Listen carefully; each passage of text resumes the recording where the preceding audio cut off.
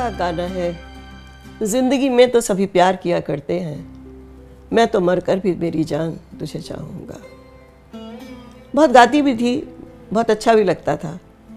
पर एक दिन अचानक ऐसे बैठे बैठे दिमाग में ख्याल आया कि अगर सचमुच में मरने के बाद लोग प्यार करें, मर के भी चाहें, मर के भी पास आएं, तो वो लोग जो कहते हैं मैं तुम्हारे बिना मर जाऊंगा, मैं जी नहीं सकता, मैं चाहूँगा तुम्हें, कैसा लगेगा उन्हें? क्या एहसास होगा? क्या चीज़ होगी? क्या सचमुच मरने के बाद का प्यार बर्दाश्त हो सकता है? ये सोचते सोचते एक कहानी मन में पैदा होने लगी। कहानियों का हमेशा होता ही है कि एक बीज सा होता है, फिर किसी वक्त आप सोचते हैं, फिर आप कभी उसको लिखने लगते हैं और फिर वो कहानी खुद अपने आप को लिखवा लेती है।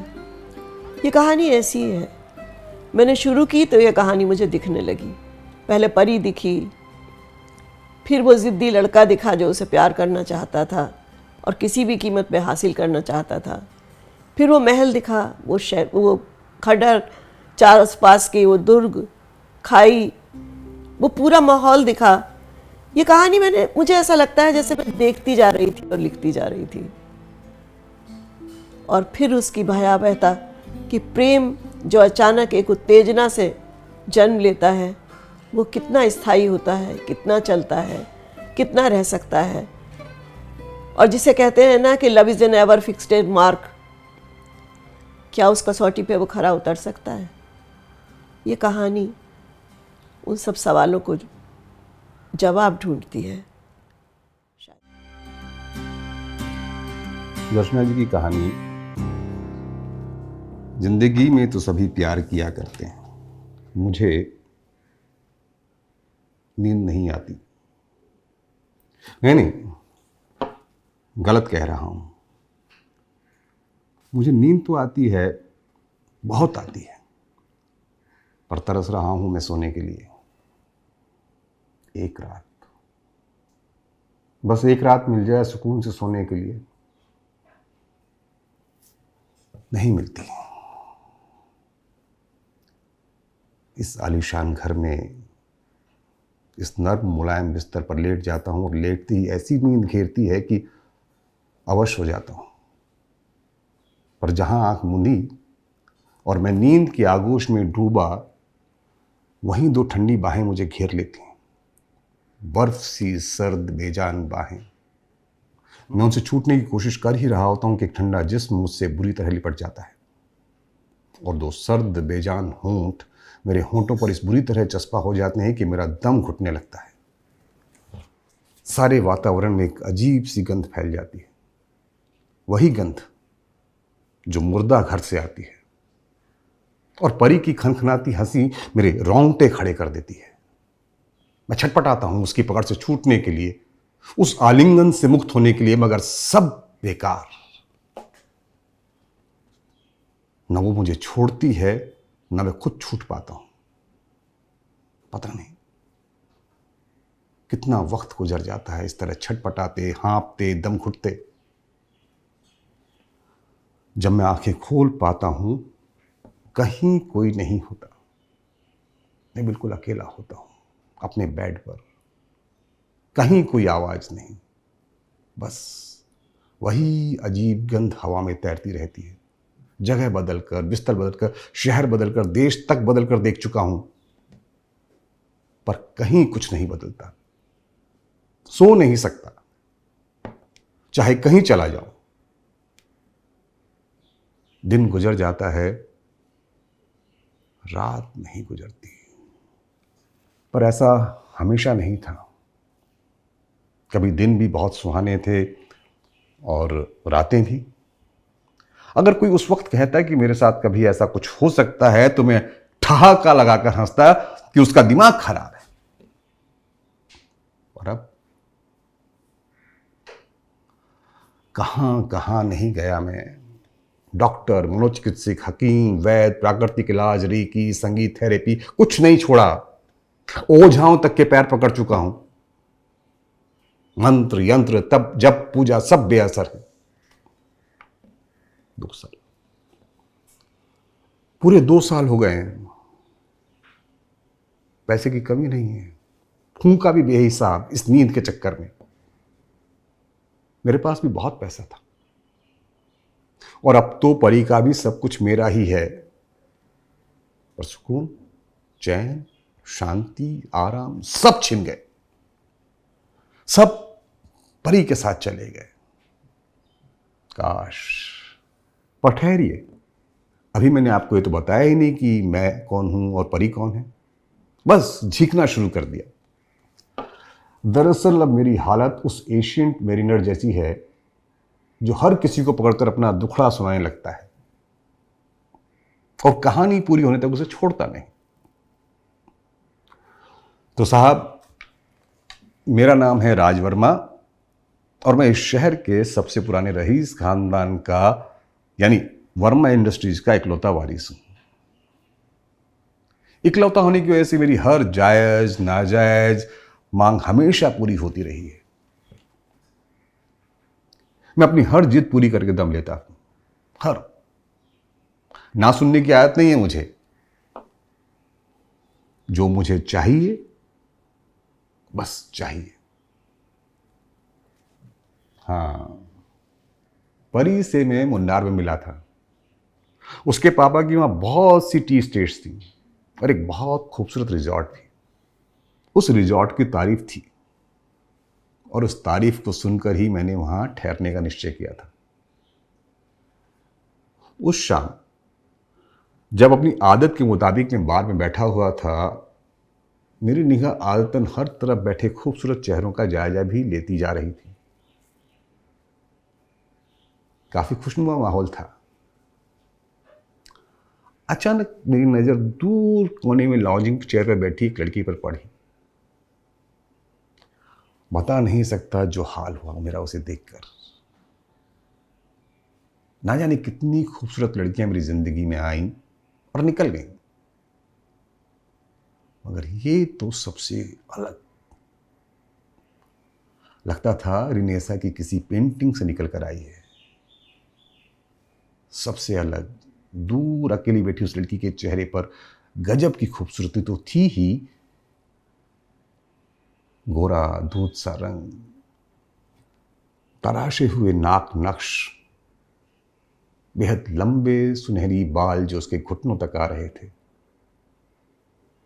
पर कुछ और भी था, एक मासूमियत, दिव्यता और हल्की उदासी की परत।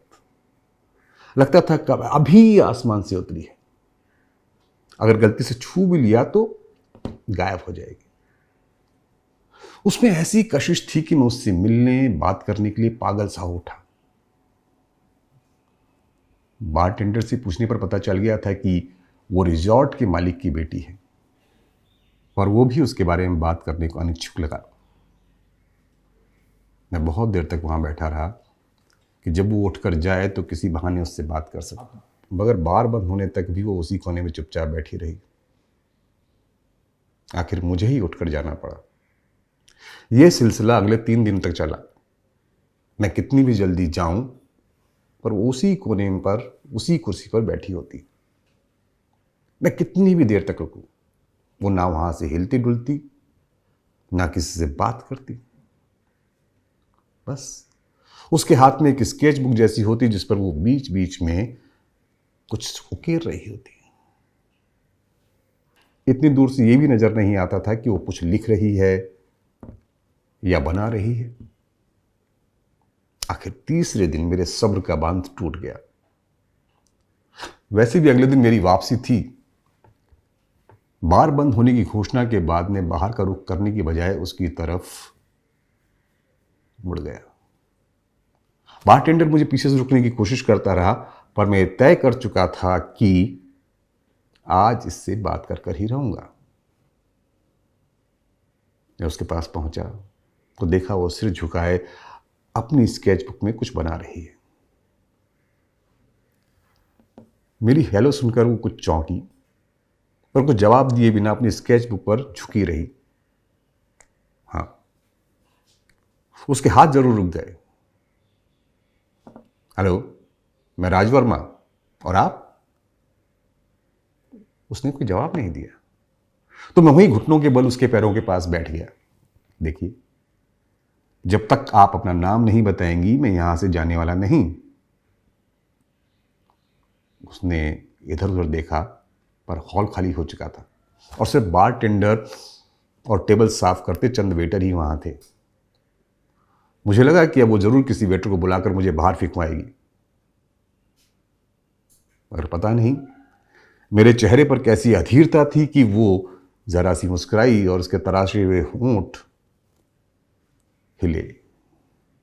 हवा में घंटियां सी बजी। परी, परी नाम है मेरा।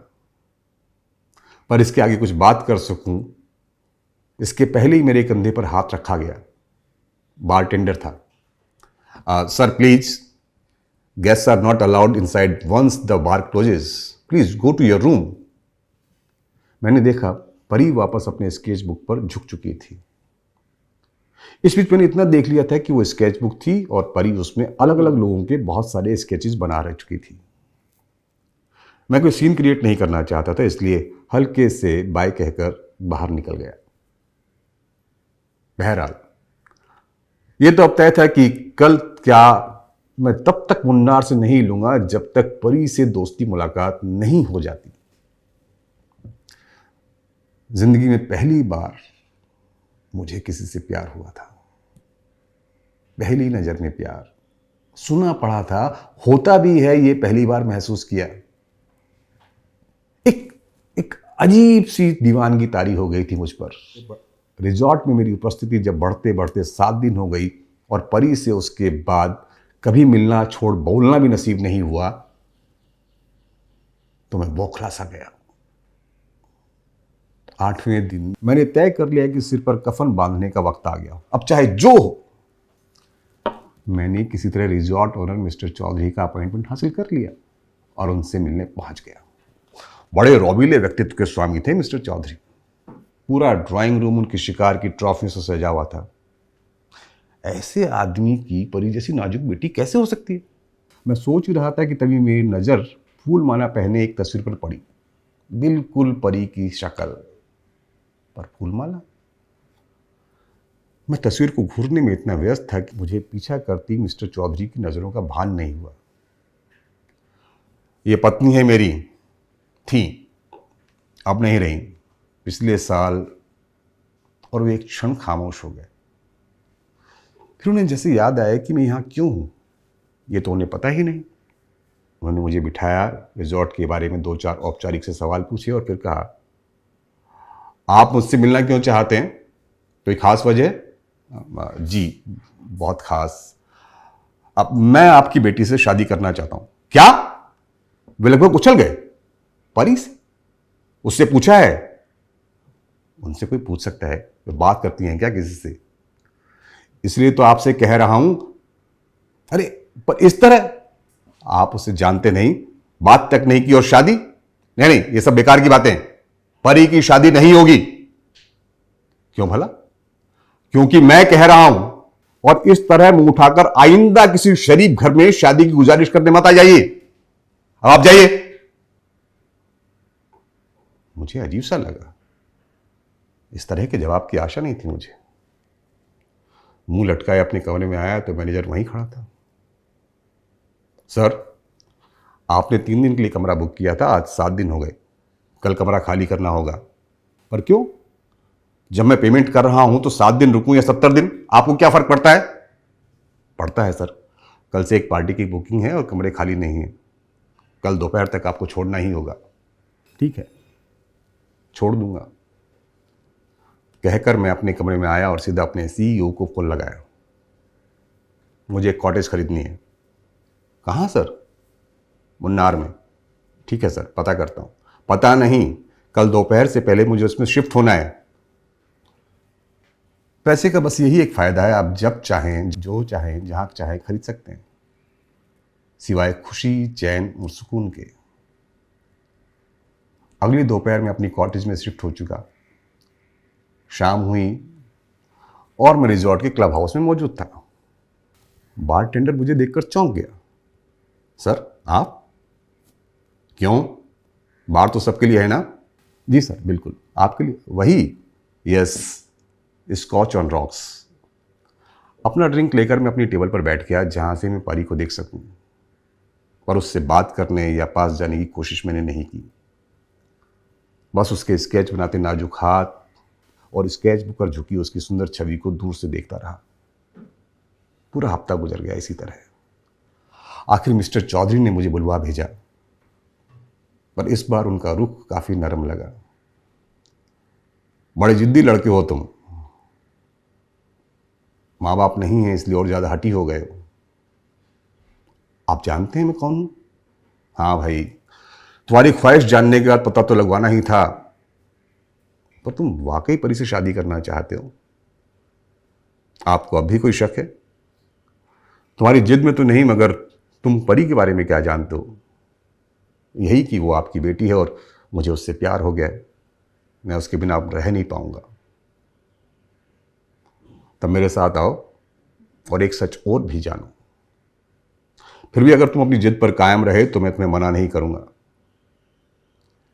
इस बार वो मेरा हाथ पकड़कर मुझे वापस क्लब रूम में ले गए, जहां परी अब भी बैठी स्केच बना रही थी। उन्होंने मुझे उसके सामने ले जाकर खड़ा कर दिया और पूछा,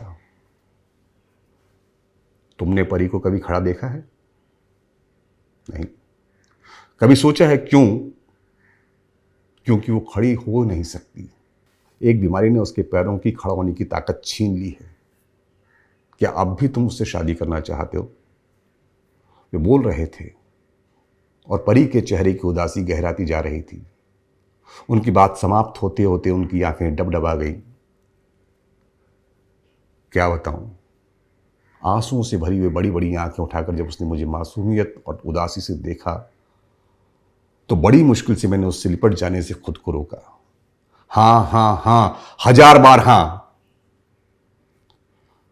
अच्छी तरह सोच लो, ये चंद दिन की बात नहीं, जिंदगी भर का फैसला है। मेरी बेटी बिन ब्याही रहे मुझे बर्दाश्त हो जाएगा, पर दुखी रहे ये कभी बर्दाश्त नहीं होगा। वो दिन कभी नहीं आएगा। उन्होंने मुझे गले से लगा लिया। अगले दिन सगाई हुई और 2 दिन के बाद शादी। परी को लेकर जब मैं घर लौटा तो लग रहा था कि दुनिया भर की तमाम दौलत मेरे साथ है। वो थी भी बहुत खास। गाती तो घंटियां बजती, पेंटिंग स्केचेस सब बेमिसाल थे उसके। उसे यही बुरा लगता था कि वो चल नहीं सकती और मेरी देखभाल एक आम बीवी की तरह नहीं कर सकती। पर इसका भी इंतजाम बहुत जल्दी हो गया। मैंने उसके लिए एक सुपर स्पीडी व्हील चेयर मंगा दी, जिस पर बैठकर वो पूरे दिन घर में बहुत तेज स्पीड से घूम सकती थी। चेयर का आना था कि परी को तो जैसे पंख लग गए। किचन में जाकर अपने सामने मेरे लिए तरह तरह के खाने बनवाती। इंटीरियर के बहुत सारे आइडियाज थे उसके पास। घर में बैठे बैठे ही उसने पूरे घर की काया पलट कर दी। उसके प्यार ने मेरा तन मन पूरी तरह भिगो दिया था। वो मुझे ठेल ठेल कर बाहर ना भेजती तो शायद मैं हर वक्त उसकी बाहों में बंद कर उसकी कस्तूरी गंध में डूबता उतरता रहता। कब शादी को 1 साल गुजर गया हमें पता ही नहीं चला। परी ने मुझे पहली बार परिवार की अहमियत समझाई थी। मेरे बंजारे कदमों को घर की परिधि में बांधा था। अब मुझे ना वो दोस्त भाते थे, ना वे हर वक्त की पार्टियां। बस एक चीज हुई थी इस बीच कि मिस्टर चौधरी को हार्ट अटैक हुआ और उन्हें बचाया नहीं जा सका। हम लोग मुन्नार गए और वहां की व्यवस्था पुराने मैनेजर को सौंपकर वापस आ गए। परी दुखी तो बहुत हुई। अंतिम समय पापा के पास न होने पाने का बहुत कष्ट था उसे। पर जब वहां सबने यही कहा कि मिस्टर चौधरी उसका घर बसने और खुशहाल गृहस्थी से बहुत खुश थे तो वो शांत हो गई। शायद मेरे अतिरिक्त प्यार और केयर ने भी उसे इस दुख से उबरने में मदद की होगी। बहरहाल वक्त लगा, जिंदगी अपने पुराने ढर्रे पर चलने लगी। मेरा बहुत दिनों से मन था कि परी को कहीं बाहर की सैर कराऊं। इस किले के बारे में बहुत सुना था मैंने, जो शायद पहले किसी छोटे मोटे राजा का था, फिर उसके वंशजों ने इसे रिजॉर्ट में तब्दील कर दिया था। मैं वहाँ एक ही बार गया था, पर वो जगह मुझे बहुत पसंद आई थी। चारों तरफ घने जंगलों के बीच खाइयों और परकोटे से घिरा एक किला बहुत अगम्य और भयावह सा लगता था। पर एक बार अंदर पैर रखने पर उसके मखमली कालीन, बड़े बड़े झूमर, जगह जगह जलते शमादान और खुशबूदार धुआं बिखेरते लोबान के पात्र, काले और सुनहरे रंग की पूरी सज्जा, सेवा में बिछी रूपसियाँ, संसार के हर कोने से उपलब्ध कराए गए बेमिसाल व्यंजन और शराबें, फूलों की झालरों से सजे गोठ झरोके, एक ऐसी दुनिया रचते थे जो स्वर्ग की परिकल्पना के बहुत नजदीक था। किले की सबसे ऊंची छत पर बना एक ओपन एयर रेस्टोरेंट, और उसकी सबसे बड़ी विशेषता थी सुबह 6 बजे कॉफी की खुशबू और शहनाई के स्वरों से खुलने वाला यह रेस्टोरेंट सारा दिन विभिन्न विदेशी वाद्य यंत्रों और संगीत से गूंजता रहता था। 9 वर्ष की पूर्व संध्या यहीं मनाई जाने वाली थी और उसके लिए नृत्य संगीत के खास इंतजाम थे। जाहिर है ऐसी जगह की फीस भी बहुत तगड़ी होने वाली थी, पर पैसों की फिक्र करना ना मेरी जरूरत थी ना आदत। परी तैयार तो हुई, पर उसे इस दूर दराज इलाके में आते थोड़ी घबराहट हो रही थी, पर मैं अपने हमेशा के तरीकों से उसे आश्वस्त कर पाया और हम यहाँ पहुंच गए। शुरू में तो परी थोड़ा शंकित थी कि उसे यहाँ पता नहीं कैसा लगे, लेकिन अंदर आने के साथ जगह के जादू ने उसे भी अपनी गिरफ्त में ले लिया और वो अपनी व्हील चेयर पर बैठकर उसका कोना कोना छा नहीं। उसकी खूबसूरती, उसका भोलापन सहज ही हर किसी को आकर्षित कर लेता था। शाम से ही हम लाउंज में बैठकर कॉफ़ी की चुस्कियां ले रहे थे। हम दोनों को ही टर्किश कॉफ़ी बहुत अच्छी लगती थी और यहाँ लंबी लाल टोपी पहने अली बाबा से लगते लंबे लंबे लड़के ही कॉफ़ी सर्व कर रहे थे। हम इस पर विचार कर ही रहे थे कि ये कोने में रखे हुक्के क्या सिर्फ डेकोरेशन पीस हैं या फिर इन्हें पीकर देखा भी जा सकता है। परी उन्हें ना छूने के पक्ष में थी और मैं किस्मत आजमाना चाहता था कि तभी बिजली गिरी। मैं आकाश से नहीं, दरवाजे से। उसे बिजली ना कहूं तो क्या कहूं। एक क्षण के लिए मेरे दिल की धड़कन रुक गई, आंखें चुंधिया गई और सर चकरा गया। वो बेहद तेजी से लाउंज में घुसी। बीच की सबसे बड़ी मेज पर उसने पहले अपना पर्स रखा, फिर बेतकल्लुफी से पैर और स्लिट से दिखती अपनी गोरी सरोनी टांगों की बिना कोई परवाह किए सिगरेट निकाली और इधर उधर देखकर पुकारा, लाइटर। इससे पहले कि वेटर लाइटर दे, कई जोड़ी हाथ लाइटर लिए उसके सामने थे। उसने बेपरवाही से बिना किसी को देखे एक लाइटर लिया, सिगरेट जलाई और वापस लाइटर मेज पर रखकर धुएं के परफेक्ट छल्ले उड़ाने लगी। काले गाउन में उसका आधा संगमरमरी जिस्म तो बाहर था ही, कान और गले के हीरे भी दमदमा रहे थे। हाथ में एक काले सांप की शक्ल का आमलेट उसकी गोरी गुदाज बाहों पर था, जिसकी आंखों के हीरे सांप की आबनूसी रंग में दहक रहे थे। लाउंज में बहुत कम लोग बैठे थे, पर इस एक के आने से सबकी बातचीत और शख्सियत जैसे बैकग्राउंड में चली गई। भरे पूरे लाउंज में भी लग रहा था जैसे सिर्फ वही एक अकेली बैठी है। मेरा ध्यान टूटा परी के मेरा हाथ बार बार हिलाए जाने से। वो बहुत देर से मुझे झकझोर रही थी। मैं उस औरत को देखकर पूरी तरह सम्मोहित हो गया था, जैसे सांप को देखकर नेवला हो जाता है। अवश्य परी मेरा हाथ हिला रही थी। उसे तभी वापस कमरे में जाना था। शायद होने वाली अनिष्ट का पूर्वाभास हो रहा था उसे, पर मैं तो वहां से अब हटना भी चाहूं तो नहीं हट सकता था। फिर अब तो कुछ ही देर में नए साल का खास प्रोग्राम शुरू होने वाला था। परी ने 1-2 बार कोशिश की, फिर चुप बैठ गई। उधर मैनेजर कार्यक्रम में दिलचस्पी बनाए रखने और लोगों का समय बिताने के लिए एक चिट गेम खिला रहा था। एक बॉल में चिट रखी थी जिन पर कुछ लिखा होता था, गेस्ट को वो करना होता था। लोगों का मनोरंजन हो रहा था सिवाय मेरे, जो उस खूबसूरत बला के अलावा कुछ ना देख पा रहा था, ना महसूस कर रहा था। तालियों की गड़गड़ाहट से जब मैं चौंका तो मेरी समाधि परी की आवाज से भंग हुई। उसकी चिट पर गाने की फरमाइश थी। मुझे पक्का भरोसा था कि बेहद संकोची परी हरगिज गाने को तैयार नहीं होगी, पर उस दिन तो कमाल हो गया। वो ना सिर्फ तैयार हुई, उसने बिना किसी संकोची गाना भी शुरू कर दिया। आवाज में इतना दर्द था कि पूरा हॉल स्तब्ध होकर सुन रहा था। जिंदगी में तो सभी प्यार किया करते हैं, मैं तो मर कर भी मेरी जान तुझे चाहूंगा। लगता था कि वो गले से नहीं दिल से गा रही है। दर्द आवाज बन गया था और आंसू गजल। गाना खत्म हो गया। कुछ सेकंड पूर्ण स्तब्धता तारी रही और फिर जो लोगों ने तालियां बजाई तो बंद होने का नाम ही नहीं थी। मैं परी की ओर बढ़ रहा था कि उसे गले लगाकर मुबारकबाद दूं कि मेरे गले में गोरी गुदाज बाहां लिपट गई जिस पर सांप का आमलेट था और मैं परी की मीठी मुस्कान छोड़ बढ़े हुए हाथ से दूर उस बाहां में बंधा सुन रहा था, लेट्स डांस। और मैं परी से मुंह फेर मोहविष्ट सा उस जादुई गंध और स्पर्श के जादू में बंद कब फ्लोर पर आ गया पता ही नहीं चला। मेरे पैर उस मायावनी के इशारे पर थिरकने लगे। कब बैकग्राउंड में नशीला संगीत जादू बिखेरने लगा मैं नहीं जानता। मैं तो बस इतना जान रहा था कि मुझे डांस बहुत लुभाता है, कि पिछले 2 साल से मैंने डांस नहीं किया और कि मैं हवा के पंखों पर तैर रहा हूं। इस समय उस थिरकन, उत्तेजन, छुअन और मादक सौंदर्य के जाल में मैं इतना फंस चुका था कि दिल दिमाग कुछ काम नहीं कर रहा था। पता नहीं कितना वक्त निकल गया। एक गाना रुकता तो दूसरा शुरू हो जाता। मैं भूल चुका था कि परी टेबल पर अकेली बैठी है। वो यहां किसी को नहीं जानती और मुझे उसे इस तरह अकेला छोड़कर नाचना, खासकर जब वो चल भी नहीं सकती, गलत है। मैं गर्म आगोश में बदहोश बस उसे छूने चला जा रहा था। लगता था मेरे पांव यूं थिरकते रहे और वक्त की सुई रुक जाए।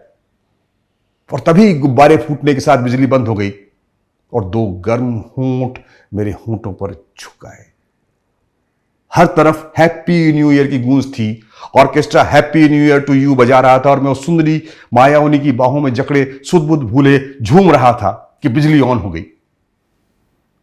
वो लड़की ना झिझकी ना घबराई, बल्कि एक बार मुझे खूब कसकर लिपटाते हुए चूम लिया। अब मैं कोई साधु संत तो था नहीं। प्रत्युत्तर मैं भी दे ही रहा था कि नजरें अपनी टेबल पर पहुंची। परी का चेहरा पूरी तरह धुआं धुआं हो चुका था। उसने सिर्फ एक बार मुझे डबडबाई आंखों से देखा, फिर अपनी व्हील चेयर को तेजी से घुमाते हुए बाहर की तरफ जाने लगी जहां लॉन पर बैठने का इंतजाम था। मैं तब तक थोड़ा संभल गया था। उस हसीना का साथ छोड़कर मैं आगे बढ़ ही रहा था कि उसने पूछ लिया, अब? मैंने मुस्कुराकर कहा, बताता हूं, और मैं बाहर निकल आया। पर परी कहीं दिखाई नहीं दी। चारों तरफ देखने पर भी जब वो नजर नहीं आई तो मुझे लगा शायद कमरे में चली गई है। सोच ही रहा था कि पहले कमरे में जाऊं, उसे मना कर लाऊं कि लॉन के परकोटे के पास मुझे परी की व्हील चेयर दिखाई दी। वो वहां सुबह भी आ चुकी थी, आसपास के जंगल, पेड़ और खाई देखने। पर इस वक्त, और अचानक मुझे याद आया कि सुबह जब हम यहां आए थे तो परकोटे पर एक पत्थर हिला हुआ था। मैंने परी से तब कहा था कि इसके पास जाना बहुत खतरनाक हो सकता है। फिर वो यहां क्या कर रही है? लग रहा था जैसे मेरा इंतजार कर रही है। एक पल लगा कि दौड़कर उसे रोक लूं कि मत जाओ।